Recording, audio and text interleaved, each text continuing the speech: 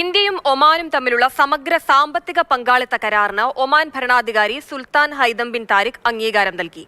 ഇതോടെ ഇരു രാജ്യങ്ങളും തമ്മിലുള്ള കരാർ പ്രാബല്യത്തിൽ വന്നിരിക്കുകയാണ്. ഇന്ത്യയും ഒമാനും തമ്മിലുള്ള വ്യാപാരത്തിൽ വലിയ മാറ്റങ്ങൾ ഉണ്ടാകും വരും ദിവസങ്ങളിൽ. പ്രധാനമന്ത്രി നരേന്ദ്രമോദിയുടെ ഒമാൻ സന്ദർശന വേളയിൽ ഇരു രാജ്യങ്ങളും തമ്മിൽ ഒപ്പിട്ട സമഗ്ര സാമ്പത്തിക പങ്കാളിത്ത കരാറിനാണ് സുൽത്താൻ ഹൈതം ബിൻ താരിഖ് ഔദ്യോഗിക അംഗീകാരം നൽകിയത്. കഴിഞ്ഞ ഡിസംബർ 18 ഒപ്പുവെച്ച കരാർ അംഗീകരിച്ച് സുൽത്താൻ ഹൈതം ബിൻ താരിഖ് ഉത്തരവിറക്കിയതോടെ നടപടികളെല്ലാം പൂർത്തിയായി.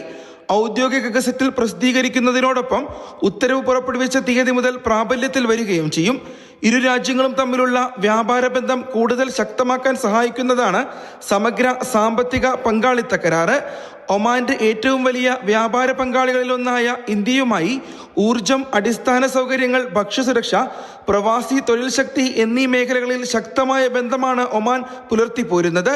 ഉൽപാദനം, സേവനങ്ങൾ, ലോജിസ്റ്റിക്സ്, സാങ്കേതിക വിദ്യ എന്നിവയിലുൾപ്പെടെയുള്ള പ്രധാന മേഖലകളിൽ വിപണി പ്രവേശനം വർദ്ധിപ്പിക്കുന്നതിനും വ്യാപാര തടസ്സങ്ങൾ കുറയ്ക്കുന്നതിനും കരാർ സഹായകമാകും.